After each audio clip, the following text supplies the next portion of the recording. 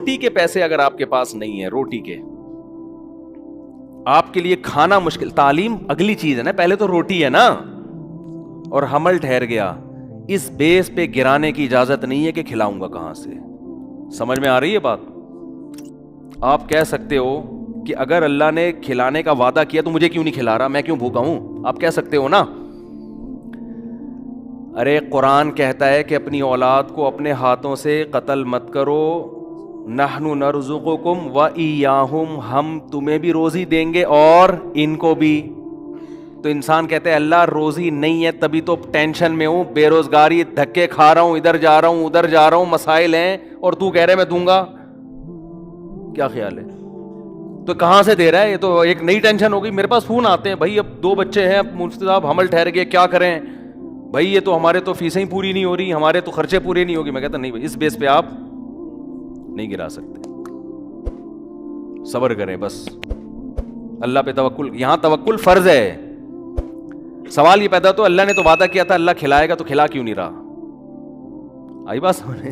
تو یہ خوب سمجھ لو، اللہ نے جو وعدہ کیا نا کہ کھلاؤں گا، اس کا مطلب پتہ ہے کیا ہے؟ آپ کو سن کے افسوس بہت ہوگا اس کا مطلب سن کے. اس کا مطلب ہے اگر میں چاہوں گا میں کھلاؤں گا، اگر میں چاہوں گا، نہیں چاہوں گا تو نہیں کھلاؤں گا. اس کا یہ مطلب ہے، سمجھ رہے ہو؟ اب سوال پیدا ہوتا ہے اللہ پھر ایسے وعدے کا فائدہ کیا؟ یعنی یہ تو وعدہ ہی نہ ہوا نا. دیکھو قرآن میں جہاں بھی اس طرح کے الفاظ ہیں نا، اللہ نے دنیا میں کسی چیز کا وعدہ کیا ہے، اس کے آگے انشاء کا لفظ خود بخود لگا ہوا ہے. مثال کے طور پر میں اور اس اشکال کو مضبوط کر کے بیان کرتا ہوں. قرآن نے صحابہ کرام کو کہا کہ جب مشرکین مکہ کو حرم سے نکال دو، جب مکہ فتح ہوا نا تو 4 مہینے ہیں یہ لوگ حرم میں رہ سکتے ہیں، اس کے بعد حدود حرم سے قیامت تک کے لیے حرم میں مشرک کا داخلہ ممنوع. صحابہ کو اشکال ہوا کہ اے اللہ ہم تو غربت میں آ جائیں کیونکہ ہماری تجارتیں ہیں ان سے. بھائی اگر بڑے بڑے تاجر مشرکین میں بھی تھے نا تو ہماری تجارتیں ہیں تو یہ غربت میں آ جائیں گے. تو اللہ نے فرمایا ان خفتم عائلۃ فسوف یغنیکم اللہ من فضلہ. انشاء ہے کہ نہیں ہے؟ اگر تمہیں غربت کا خوف ہے تو اللہ نے چاہا تو اپنے فضل سے تمہیں غنی کر دے گا. ایک ہی آیت. ابھی میں ان سب کا ایک مفہوم بیان کرتا ہوں، اس سے سارے اشکال حل ہو جائیں گے انشاءاللہ. فسوف یغنیکم اللہ من فضلہ ان شاء، اگر اللہ چاہے گا تو اپنے فضل سے تمہیں غنی کر دے گا. نکاح کے بارے میں بھی یہ الفاظ ہیں، نکاح کرو، یہ نہ دیکھو کہ غریبوں کے امیر ہوں. کیوں؟ اللہ کہتے ہیں ان یکونوا فقراء یغنیہم اللہ من فضلہ، نکاح کر لو، فقیر ہو گئے تو اللہ اپنے فضل سے غنی کر دے گا. سوال پیدا ہوتا ہے، بعض تو ہم نے دیکھے ہیں کنوارے تھے تو پیسے والے تھے، شادی ہوتے ہی بعض ایسے، اگرچہ اکثریت ایسی نہیں ہے، اکثریت کے تو روزی میں اضافہ ہوتا ہے، لیکن بعض ایسے واقعات ہیں ادھر شادی ہوئی ادھر دیوالیہ نکل گیا، بیگم ہی چور تھی معاذ اللہ، وہ ساری جائیدادیں کھا گئی. بعض دفعہ تو یہ بھی ہوتا ہے نا. ارے بعض دفعہ ایسے ہوتا ہے آپ نے شادی کی میرا بیان سن کے کہ یار اس سے مال میں کیا ہوگا، برکت ہوگی، اضافہ ہوگا. شادی کی بیگم صاحبہ کوئی خدا نخواستہ کوئی چور خاندان سے ان کا تعلق، ایسے لوگ ہیں ہمارے علم میں، پورا زیور کھا گئی، سونا کھا گئی جو مہر میں دیا تھا، اور بھی چیک سائن کروا کے پوری جائیدادیں کھا کے آپ روڈ پہ گٹر کے ڈھکن پہ بیٹھے ہوئے اور 4 شادیوں کے فضائل بیان کر رہے ہیں. ایسے واقعات ہی ہوتے ہیں. ظاہر ہے آپ کو خیال ہوگا کہ یار اگر اللہ نے تو وعدہ کیا ہے کہ میں نکاح پہ غنی کر دیتا ہوں تو یہ غنی تو نہیں ہو رہا ہے. ایسے واقعات ہیں.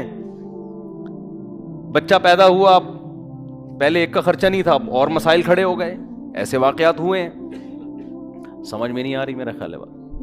اسی طرح قرآن کہتا ہے وما من دابۃ الا علی اللہ رزقها، زمین پہ کوئی چوپایا ایسا نہیں ہے جس کا رزق اللہ کے ذمے نہ ہو. لیکن ہم دیکھتے ہیں جانور بھوک سے مرتے ہیں. سمجھتے ہو؟ جانور بھی بھوک سے مرتے ہیں. ایسے جانور ہیں، انسانوں کی خطاؤں سے بھی مرتے ہیں. تو خوب سمجھ لیں قرآن میں جہاں بھی اس قسم کے وعدے ہیں اس کا مطلب ہے اگر میں چاہوں گا. اب سوال پیدا ہوتا ہے کہ اگر اللہ کے چاہنے سے یہ تو پھر وعدہ تو وعدہ نہ رہا نا.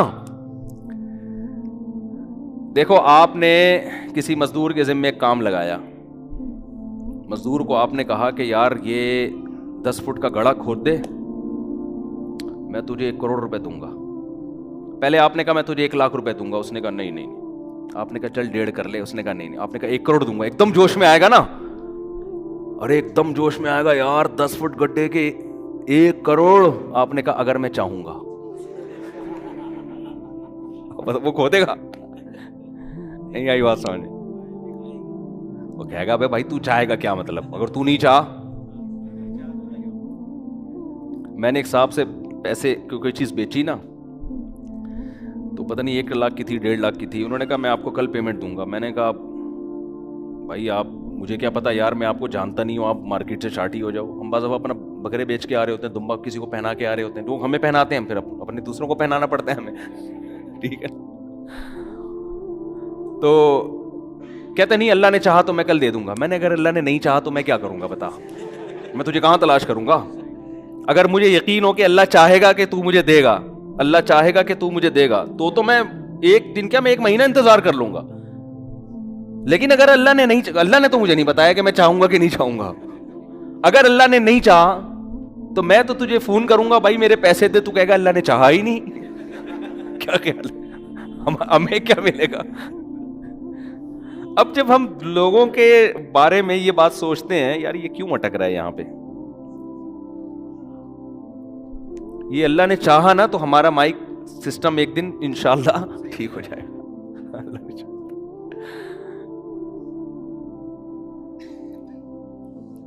तो अब शुगर है, सही हो गया, सही हो गया, बस बैठ जाओ, बड़े खराब ना हो जाए।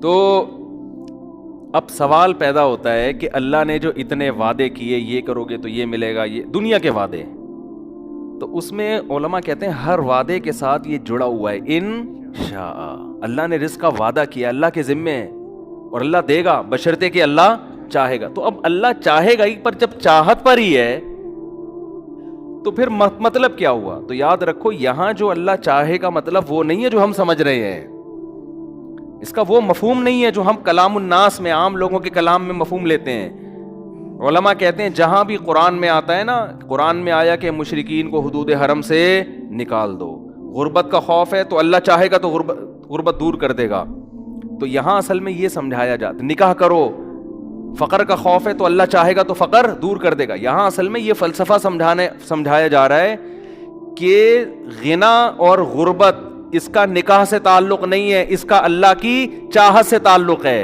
अगर निकाह इस खौफ से नहीं किया कि मेरे पास पैसे जमा हो जाएंगे, तो अल्लाह चाहेगा तो होंगे, नहीं चाहेगा तो नहीं होंगे।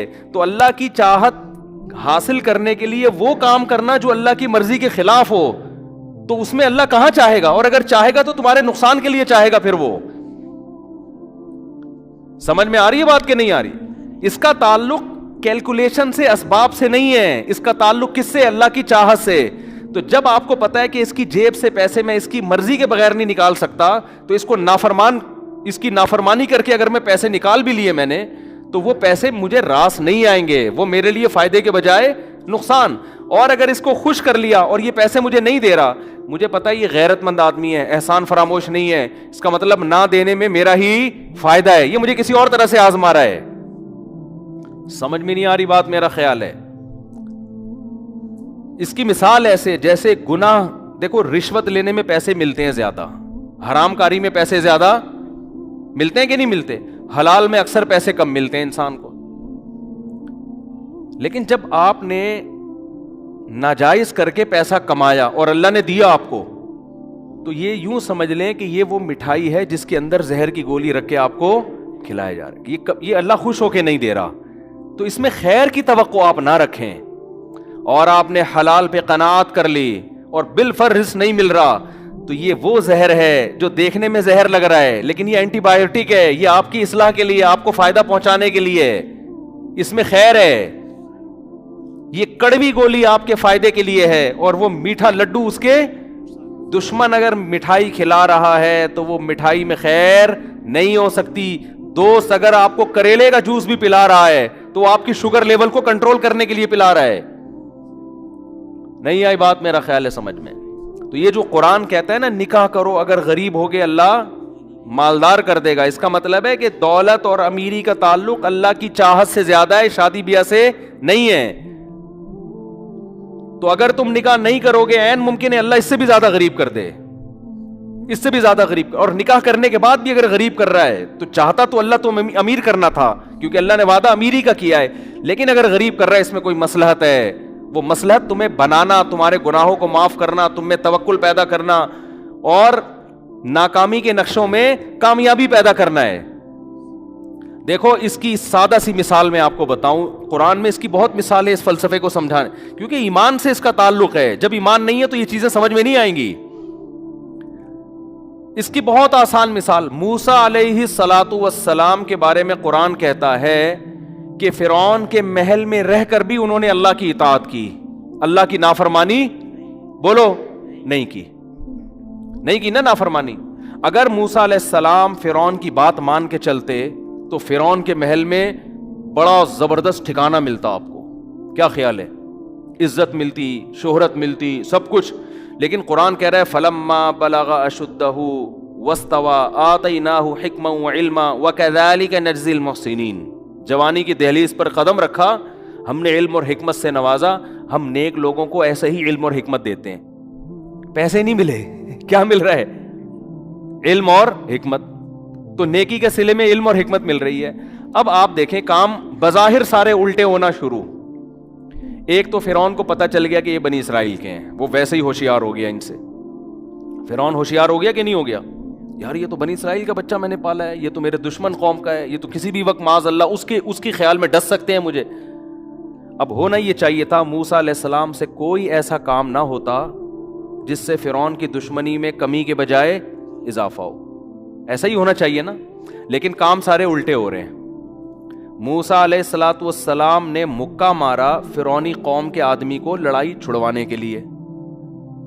قطعاً ارادہ نہیں تھا, دنیا میں ایسا ہوتا بھی نہیں ہے کوئی مکے سے ہی مر جائے, ایسا ہوتا بھی نہیں ہے. مکہ مارا اور بندے کا انا للہ ہو گیا. اب بتاؤ کوئی وہاں ہوتا وہ کہتا یار یہ کیا مسئلہ ہے یار, ایک طرف تو اللہ نے وعدہ کیا کہ نیک لوگوں کے ساتھ میں اچھا سلوک کرتا ہوں, اور موسیٰ علیہ السلام کی والدہ بھی کہتی ہیں اے اللہ تو نے ایک طرف میرے بچے کو صندوق سے نکال کے بچایا اور یہ کیا اور یہ غلطی کروا دی, مکے میں اتنا ان کے میرے بیٹے کی تو ایسی کوئی نیت تھی نہیں. قتل ہو گیا بھائی, اور قتل بھی کس کا ہوا ہے؟ فرعون کے بندے کا قتل ہوا ہے. بچنے کا کوئی چانسز نہیں ہے, پہلے ہی چھپتے پھر رہے ہیں. چلو بات چھپ گئی, دوپہر کے وقت غفلت کا وقت تھا, سارے قیلولہ کیا کرتے تھے اس زمانے میں. قرآن کہہ رہا ہے کسی کو پتا نہیں چلا, اور بنی اسرائیلی وہ مخبری نہیں کرے گا کیونکہ وہ موسیٰ علیہ السلام ان کی قوم کے تھے, اس کو پتا تھا بھائی انہوں نے جان کر نہیں کیا, میں اپنے بندے کو بچاؤں گا. وہ بھی چپ. موسیٰ علیہ السلام بھی آرام سے سکون سے, ٹھیک ہے بھائی ختم ہو گیا قصہ, بس ایک بندے کی لاش ملی ہے, پتہ ہی نہیں چل رہا کس نے کیا ہے. اگلے دن موسیٰ علیہ السلام کی نیت اپنے بندے کو پکڑنے کی. دوبارہ دیکھا نا, وہی بنی اسرائیلی کسی دوسرے فرعونی سے جھگڑ رہا ہے. اب موسیٰ علیہ السلام کا ارادہ ملامت کی موسیٰ علیہ السلام نے اپنے بندے کو کہ تیرا کام ہی پھڈے بازی ہے. کل اس سے لڑ رہا تھا, آج تو موسیٰ علیہ السلام کا ایسا کوئی ارادہ نہیں بندہ پکڑے, اور اللہ سے دعائیں بھی پوری رات مانگی ہوں گی اللہ مجھے اس مصیبت سے بچا لے. تو اللہ جواب میں کیا کہے گا؟ اللہ کہتا ہے جو دعا مانگتا ہے میں اس کی دعا قبول کرتا ہوں. کیا خیال ہے؟ تو اللہ نے موسیٰ علیہ السلام سے وعدہ کیا ہوگا آپ کے اس کی مصیبت سے میں کیا کروں گا؟ بچاؤں گا.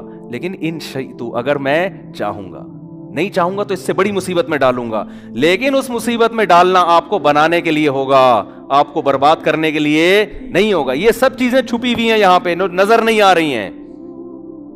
لیکن حضرت موسیٰ کا ایمان ہے, وہ سمجھ رہے ہیں جو ہو رہا ہے اللہ کی طرف سے صحیح ہو رہا ہے بس. تو موسیٰ علیہ الصلاۃ والسلام نے جب اپنے قوم کے آدمی کو ڈانٹا کہ تو روزانہ پھڈے کرتا ہے, اور قریب گئے اس کو لڑائی چھڑوانے کے لیے, تو اپنی قوم کا آدمی گھبرا گیا. وہ ڈر گیا کہ کل اس کو تھپڑ مارا ہے, آج کس کو ماریں گے؟ مجھے ماریں گے. تو فوراً نالائق چیخ گیا کہ اے موسیٰ تو چاہتا ہے مجھے قتل کر جیسے تو نے کل بندہ مارا ہے. بات فوراً کیا ہو گئی؟ پھیل گئی. اب بتاؤ یہ حالات سدھر رہے ہیں بگڑ رہے ہیں؟ بگڑ رہے ہیں نا حالات, الٹی کہانی چل رہی ہے. اور پھر بالآخر مخبری ہو گئی. پھر موسیٰ علیہ السلام نے اللہ سے بڑی دعائیں مانگی ہوں گی. شکر ہے کوئی تعویذ والے کے پاس نہیں گئے, کوئی روحانی علاج والے کے پاس نہیں گئے. یار میرے تو سارے کام الٹے ہی ہو رہے ہیں, سارے کام ہی الٹے ہو رہے ہیں میرے. پہلا کام کہاں سے الٹا ہونا شروع ہوا؟ صندوق میں حضرت موسیٰ کی ماں نے اللہ کے حکم سے اپنے بیٹے کو ڈالا, فرعون سے بچانے کے لیے, نہ کہ فرعون کے پاس پہنچانے کے لیے. پہلا کام الٹا یہاں سے شروع ہوا کہ وہ صندوق کھولا ہی فرعون نے. ہے بھائی سوچو نا, اے اللہ تو کہہ رہا تھا میں تیرے بچے کو بچاؤں گا, اس سے اچھا تو میں بچا لیتی. ہے بھائی, اس سے اچھا تو میں لے کے بھاگ جاتی کہیں. تو نے کہا اس کو صندوق میں ڈال دو, دریا کے حوالے کر دو. ولا تخافی ولا تحزنی انا رادوہ الیک وجاعلوہ من المرسلین. ہم اس کو تیری گود میں پہنچا کے چھوڑیں گے اور ہم اس کو پیغمبر بنا کے چھوڑیں گے. یہ جاعلوہ کا مطلب بنائیں گے نہیں, بنا کے چھوڑیں گے, یہ الفاظ ہیں. لیکن کیسے بنائیں گے؟ جیسے ہم چاہیں گے. آپ کے حساب سے نہیں بنیں گے یہ پیغمبر. آپ کا ماں کی تو یہ خواہش ہے یہ جائیں اور اگلے اسٹیشن سے واپس میری گود میں آ جائیں دوبارہ, ٹھیک ہے نا. جیسے ہم چاہتے ہیں کہ قرآن کہہ رہے ہیں نا نکاح کرو اللہ غنی کرے گا, تو بندہ کہتا ہے ادھر میں نے شادی کی, ادھر میرے اکاؤنٹ میں 25 لاکھ روپے کوئی فوراً ڈال کے چلا جائے, نکاح کرتے یہ ہو جائے. ایسے نہیں ہوگا, ہوگا ویسے جیسے اللہ چاہے. بس آپ نے اللہ پہ توکل کرنا ہے. بھائی میں نے اللہ کی مرضی, آپ نے حمل نہیں گرانا, کوئی بات نہیں, میرے پاس کھانے کو روٹی نہیں ہے, کوئی بات نہیں, لیکن اب میں بھی تو زندہ ہوں نا, تو وہ میرے بچے کو بھی اللہ زندہ رکھے گا, کرے گا. وہ کیسے کرے گا یہ اس کا مسئلہ ہے. مجھے اس بیس پہ حمل روکنے کی اجازت نہیں ہے. یہ اسلام کی تعلیمات ہیں, بس صبر کرنا ہے, کوئی بات نہیں. افغانستان میں اگر افغان لوگ غربت کی وجہ سے حمل روکتے تو کیا آج اتنے لاکھوں جوان اسلام دشمن قوتوں سے لڑنے کے لیے پیدا ہوتے؟ وہاں پہ تو مر چکے تھے, ختم ہو چکے تھے. انہوں نے کہا کوئی بات نہیں, بھوکے ہیں, کھانے کو کپڑا نہیں ہے, پہننے کو لباس نہیں, کوئی بات نہیں, نسل نہیں روکنی ہے. وہی بچے کلاشن کوفے لے کر جوان ہوئے ہیں اور وہی پھر اپنے باپ کی معیشت میں ترقی کا ذریعہ بن رہے ہیں. اس میں توکل فرض ہے آپ پر. تو خیر موسیٰ علیہ الصلاۃ والسلام, پہلا کام الٹا کیا ہوا کہ موسیٰ علیہ السلام کی ماں کہہ سکتی تھی اللہ تو نے تو کہا تھا کہ میں بچاؤں گا, یہ بچانا ہے, ادھر پہنچا دیا. یہ تو فرعون کا ارادہ تھا قتل کرنے کا, وہ تو بچ گیا اتفاق سے, ٹھیک ہے نا. اور اب جب اس محل میں پل کے جوان ہو گیا تو اب بندہ مر گیا, یہ دوسری غلطی. چلو مر گیا, چھپی رہتی نا بات, لوگوں کو تو پتا نہیں تھا. اے اللہ تو اس بنی اسرائیلی کا منہ کسی طرح بند کروا دیتا کہ وہ نہ بولتا, اس نے بول دیا اور بات دنیا میں پھیل گئی. یہ تیسرا کام الٹا ہو رہا ہے. حضرت موسیٰ کی ماں نے ایک دن بھی اللہ سے شکایت نہیں کی. کیوں بھائی؟ کامیاب اللہ کرے گا لیکن ہمارے طریقے سے نہیں. اللہ کا بھی ایک اخپل طریقہ ہے, سمجھ رہے ہو؟ اللہ اخپل طریقے سے چلے گا. اللہ آپ کے طریقے سے, آپ چاہتے ہو میرے حساب سے ہو, نہیں بھائی اللہ پہ توکل, اللہ پہ اعتماد, جیسے جیسے کہہ رہا ہے کرتے چلے جاؤ, اپنی ذمہ داریاں پوری کرو, باقی اللہ پہ اعتماد کرو. ناکامی میں بھی کامیابی اور کامیابی میں تو ویسے ہی کامیابی. ہم چاہتے ہیں اللہ کو اپنے حساب سے چلانا شروع کر دیں, پھر ٹینشن میں آتے ہیں میری وہاں شادی ہو کیوں نہیں رہی. اللہ نے جب وعدہ کیا ہے کہ تم نکاح کی کوشش کرو گے تو ہو جائے, وہاں ابے بھائی تو اللہ کے حساب سے چلے گا نا, جہاں وہ چاہے گا وہاں ہوگی نا تیری.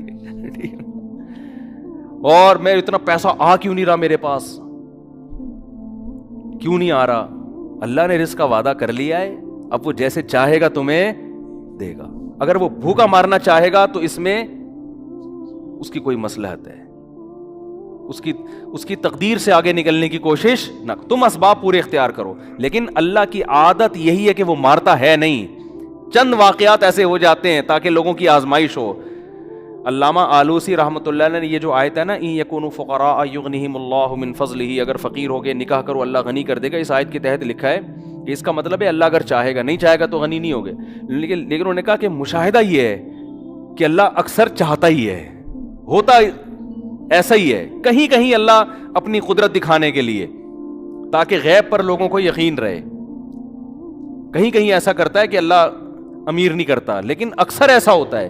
تو جہاں بھی قرآن میں اس طرح کی آیتیں ہیں نا, ان میں اکثر ایسا ہی ہوتا ہے. جیسے اللہ کہتا ہے میں اس کا وعدہ کیا ہے, تو بھوک سے مرنے والے دنیا میں بہت کم ہیں. اکثر اسباب مال کے بالکل بھی نہیں ہوتے, لیکن پراٹھے پھوڑ رہے ہوتے ہیں بیٹھ کے وہ. تو اللہ اپنا وعدہ پورا کرتا ہے اس طریقے سے. اور میں نے دیکھا ہے غریب لوگ ہیں, خاندان ہیں, وہ کھا رہے ہیں سب, کہیں نہ کہیں سے انتظام اللہ تعالیٰ کر دیتے ہیں ان کے لیے. ایسی ایسی جگہ سے رزق آتا ہے, انسان حیران ہوتا ہے. وَيَرْزُقُهُ مِنْ حَيْثُ لَا يَحْتَسِبُ, قرآن کہتا ہے وہاں سے دوں گا جہاں سے گمان نہیں ہوگا. اور ہم چاہ رہے ہیں یہاں سے روزی ملے, نہ جہاں سے میں چاہوں گا وہاں سے دوں گا. اور ویسے بھی ہماری جو بنیادی ضرورت ہے وہ بھی میں بتاتا ہوں ہے کیا. تو موسیٰ علیہ الصلوۃ والسلام سے قتل ہو گیا, یہ الٹا کام ہو گیا. پھر اگلے دن بات پھیل گئی, یہ غلط ہو گیا. پھر فرعون نے قتل کا فیصلہ کر دیا. یہ سارے کام کیا ہو رہے ہیں؟ موسیٰ علیہ السلام کہہ سکتے ہیں میں تو دعائیں مانگ رہا ہوں, اللہ تو بات بھی لیک آؤٹ ہو رہی ہے اور میرے قتل کے فیصلے بھی ہو رہے ہیں, تو میری تو دعائیں قبول نہیں ہو رہی, کسی نے کچھ کر دیا یقیناً. یہ تو پکا ہماری لگتا ہے وہ دن خالہ آئی تھی گھر میں, وہ ایسے دیکھ کے گئی تھی, ان کا مسئلہ ہے, وہ کچھ تکیے کے نیچے رکھا تھا انہوں نے, مجھے لگ رہا ہے یہ سارا وہاں سے سیٹ اپ خراب ہو رہا ہے. کچھ بھی نہیں, وہ کہہ رہے ہیں بھائی جو اللہ کا کام ہے وہ اللہ کرے گا, جو میرا کام ہے میرا کام ہے بھائی اس سے بچو اس مصیبت سے. تو اب میں موسٹ وانٹیڈ بن گیا ہوں, مجھے یہاں سے جانا پڑے گا, نکلو یہاں سے. ابھی نبوت نہیں ملی تو وہاں سے نکل گئے. اب کہاں جائیں پتہ ہی نہیں چل رہا, مدین کی طرف چلے گئے. اتنا لمبا سفر, لیکن اور زندگی کا اس کے علاوہ اور کوئی سبب نہیں ہے, ورنہ تو یقیناً قتل کیے جائیں گے. تو اب جیسے تیسے بھائی جاؤ رسک لو. مدین پہنچے ہیں. اب کل ایک وہاں مکہ مکرمہ سے تبلیغی جماعت میں ایک بڑے عالم آئے, بڑی زبردست بات کی انہوں نے بیان میں. مکہ سعودی ہیں, وہ 40 سال سے تبلیغ میں لگے ہوئے ہیں. تبلیغ میں سعودی عرب کے عرب بہت زیادہ ہیں. تو انہوں نے بڑی پیاری بات کی. انہوں نے کہا دیکھو اللہ سے ہوتا ہے, اللہ کے غیر سے. تبلیغ والے یہی کہتے رہتے ہیں نا, اس کے لیے بڑی پیاری مثال دی انہوں نے موسیٰ علیہ السلام کی. انہوں نے کہا آپ بتاؤ آپ کے گھر میں کوئی ایسا رشتہ لے کر کوئی بندہ آئے رشتہ لینے کے لیے جو دوسرے کنٹری کا ہو اور موسٹ وانٹیڈ ہو, وہاں سے بھاگا ہوا ہو, اس ملک میں اس پہ قتل کا مقدمہ ہو, روزگار نہ ہو اس کے پاس, اس کے نہ ابا آئیں نہ اماں آئیں نہ بہن نہ بھائی. ایسے اجنبی اگر شادی کرنا چاہے گا ہو جائے گی اس کی شادی. یہاں تو پڑوسیوں کو نہیں دے رہے ہوتے لوگ 30 سال سے جانتے ہیں لوگ. کہیں گے بھائی تو پہلے شناختی کارڈ دکھا, نادرا سے وہ کنفرم کریں گے بندہ یہ انگوٹھے کے حساب سے یہی شناختی کارڈ بنتا بھی ہے کہ نہیں بنتا, بالکل اجنبی. لیکن موسیٰ علیہ السلام, ہر انسان کی ضرورت ہے بھائی, نکاح تو ہر آدمی کی ضرورت ہے نا, ورنہ برائیوں کی طرف جائے گا وہ. تو موسیٰ علیہ السلام کی بھی ضرورت, اور موسیٰ علیہ السلام کتنی ٹینشن میں کہ یار میرا تو یہاں کوئی انتظام ہو ہی نہیں سکتا. لیکن جو کام ان کے کرنے کا ہے اس میں کوتاہی نہیں کر رہے, جو اللہ کے کرنے کا ہے وہ کس پہ چھوڑا ہوا ہے؟ اللہ پہ. ان کے کرنے کا کام تھا بھائی خدمت کر لو. فی الحال خدمت کی 2 لڑکیوں کی, انہوں نے ابا کو جا کے بتایا, ابا نے گھر بلا لیا. ایسا انتظام ہوا ہے کہ کہہ رہے ہیں ان 2 بیٹیوں میں سے جس سے چاہتے ہو آپ کا نکاح کرتا ہوں میں. اريد ان انكحك احدى ابنتي هاتين, ان 2 میں سے اشارہ کر کے کہا جس سے بولو گے آپ کا نکاح کرا دوں گا.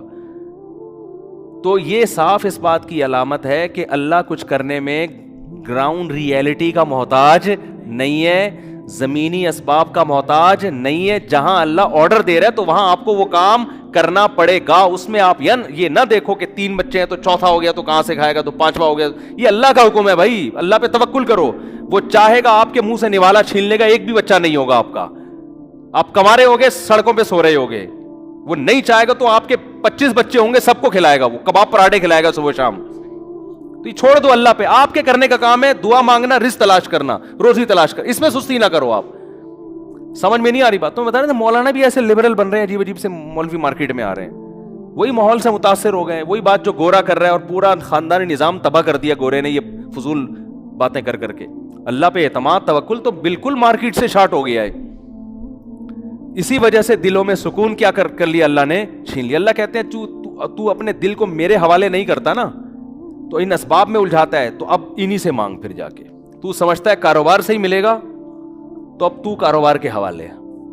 اسی کو خدا بنا لیا نا, وہی دے گا. تو سمجھتا ہے کہ میں نسل روکوں گا تو کم بچے ہوں گے تو خرچہ کم ہوگا, تو پیسے زیادہ بچا لوں گا, تو اب تو انہی کے حوالے ہے. مجھ سے امیدیں بولو نہ لگا. جیسے موسیٰ علیہ السلام کو تو اللہ اپنی نگرانی میں رکھا ہوا ہے نا. اللہ کہہ رہے ہیں جو ہو رہا ہے ہونے دو, بس تم نے جو کام کرنا ہے, جو میں نے ذمہ لگایا وہ کرتے رہو.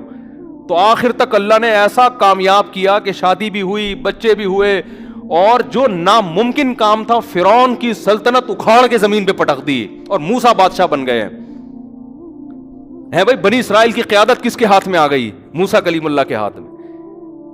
وجہ کیا ہے؟ جیسے جیسے کہا جا رہا ہے ویسے ویسے. تو آپ بھی اگر سکون چاہتے ہو نا میرے بھائی، جیسے جیسے اللہ کہہ رہے ہیں ویسے ویسے کرتے رہو، ٹینشن نہ لو. بولو جو ہو رہا ہے صحیح ہو رہا ہے. مریم علیہ السلام کو جیسے جیسے اللہ نے کہا ویسے ویسے کر رہی ہیں. کہا بچہ لے کے قوم کے پاس چلی جانا، اشاروں سے کہہ دینا کہ میرا روزہ ہے.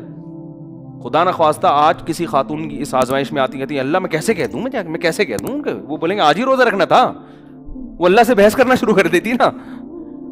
میں کیسے جا کے بولوں گی کہ بھائی میرا آج روزہ ہے، وہ لوگ کہیں گے آج ہی روزہ رکھنا تھا.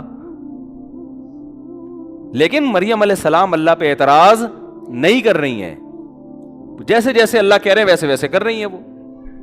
تو موسیٰ علیہ السلام کا نکاح بھی ہو گیا. پھر اور الٹا کام دیکھو، اب تھوڑی راحت ملی، سکون ملا، 10 سال بکریاں بھی چرا لیں، روزی بھی مل گئی، پیٹ بھی بھر گیا بھائی، اب انتظام ہو گیا سب چیزوں کا. اب واپس جا رہے ہیں کہ بھول بھلائیاں ہو گیا 10 سال پرانا کیس کون جانتا ہے بھائی. 10 سال پرانا. مجھے اس واقعے میں مزہ اتنا آتا ہے نا کہ میں 20 دفعہ بیان کر چکا ہوں، لیکن دل چاہتا ہے یہ اتنا اس واقعے میں عبرت ہے نا، ایسا مزہ ہے موسیٰ علیہ السلام کے واقعات میں. قرآن نے سب سے زیادہ جس پیغمبر کا تذکرہ کیا ہے وہ سب سے زیادہ. تو اب واپس جا رہے ہیں، راستہ بھلا دیا اللہ نے. الٹا کام ہو گیا کہ نہیں ہو گیا؟ بولو بھائی بتاؤ یار. ہم ہوتے ہیں، ہم جل کے کہتے ہیں یار میرا تو جب بھی کوئی کام سیدھا ہونے لگتا ہے کوئی غیبی طاقت الٹا کر دیتی ہے کام. یہ میرے ساتھ تو یہی ہو رہا ہے نا. لوگ آ کے بتا رہے ہیں مفتی صاحب جس کام میں ہاتھ ڈالو الٹا ہو جاتا ہے کام. کہہ رہے صحیح چل رہا ہوتا ہے، جب میں شروع کرتا ہوں الٹا ہو جاتا ہے. میں کہتا ہوں تو 6 فٹ کا آدمی ہے، ہٹا کٹا لال ٹماٹر، اس کا مطلب تیرے سارے کام صحیح ہو رہے ہیں، ورنہ تو ایسا نہ ہوتا. میری صحت ایسی نہیں ہے جیسی تو نے بنائی ہوئی ہے. اس میں سب صحیح ہو رہا ہے تبھی تو اتنا موٹا تازہ ہو گیا. تو خراب ہو رہا ہوتا تو مر چکا ہوتا اب تک. لیکن دیکھتے ہی نہیں کہ نعمتیں کیا ہیں. بس جو آزمائشیں ہیں ان کو ہوا بنایا ہوا ہے، جو اللہ کی نعمتوں کی برسات ہے ان کے بارے میں سوچتے ہی نہیں ہیں. تو موسیٰ علیہ السلام کو اللہ نے کیا کر دیا؟ راستہ بھلا دیا. ہم ہوتے ہم کہتے ہیں ابے یار او شٹ، یہ زبان سے گندا سا لفظ نکالتے ہیں. یہ تو مسجد میں نکالنا بھی میرا خیال ہے جائز نہیں، لیکن مجبور ہوں میں سمجھانے کے لیے. ہم کیا کہتے ہیں؟ 10 سال بعد آدمی اپنی ماں سے ملنے جا رہا ہے اپنی بیوی کو لے کے، تو خوشی خوشی جائے گا نا یار. اب بھول بھلائیاں چپکے سے جائیں گے، کسی گاؤں دیہات میں ہم رہنا شروع کر دیں گے، ہنسی نئی زندگی کا اب ہم آغاز کریں گے، ایک نئی لائف. یہی ہوتا نا. اور سوچتے ہوئے جا رہے ہوتے یار یہاں 10 سال تو بکریاں چرا کے گزار دی، اب ایسا کریں گے وہاں جا کے. میں ہوتا یار دمبوں کا بزنس کر رہے ہیں ہے بھائی، اب کہیں چھپڑ میں سرگودا کے کجلے پالنے ہیں. میرے دماغ میں نا کجلا مسلط ہوا ہے. آج بھی میں منڈی گیا، کیونکہ ہمارا ابھی چھوڑو یار پھر اپنے پرسنل قصے لے کے بیٹھ جاتے ہیں. میرا خاندانی دمبا تھا، مارتا بہت تھا، بیچ دیا ہم نے، لیکن اب وہ ویسا مل نہیں رہا ہمیں. تو وہ گارڈ کو مارا اس نے. ہمارا جو گارڈ ہے شمس، اس کو سنائی نہیں دے رہا تھا 3-4 دن تک نا. میں بات کرتا ادھر سے بات کرو تو جواب دے گا، ادھر اس طرف سے بات کرو تو جواب ہی نہیں دے گا. تو کہنے لگا دمبے نے مارا ہے. بہت ٹارزن بن گیا تھا، پھر ہم نے بیچ دیا اس کو. لیکن اب اس ٹائپ کا مل نہیں رہا. تو شیخ چلی کی طرح نا ہم سوچ رہے ہوتے. شیخ چلی نا سر پہ انڈے رکھ کے جا رہا تھا، تو اس کے جو سیٹھ نے اس کو سر پہ انڈے رکھوائے. پہلے دیسی انڈے ہوتے تھے، ان سے چوزے بھی نکلتے تھے. تو شیخ چلی نے سوچا ابے اگر تو یہ انڈے لے کے بھاگ جا تھوڑی دیر کے لیے، فرض کر تو انڈے لے کے نکل لے یہاں سے، یہ 100 انڈے ہیں، بھاگ کے نا کہیں چھپ جانا، ان 100 انڈوں پہ مرغی بٹھانا، مختلف مرغیاں، 100 چوزے نکلیں گے. پھر کچھ نر ہوں گے کچھ مادہ ہوں گے. تھوڑے بڑے ہو جائیں گے تو مرغے بیچ دوں گا، مرغیاں رکھوں گا، پھر بریڈنگ ہوگی اس سے، پھر اتنے انڈے، پھر اتنے انڈے، کیلکولیشن کرتے کرتے پھر ایک دن آئے گا میرا پورا پولٹری فارم ہوگا. پھر میں مرغیوں کا بزنس سوچتا ہوا جا رہا ہے نا.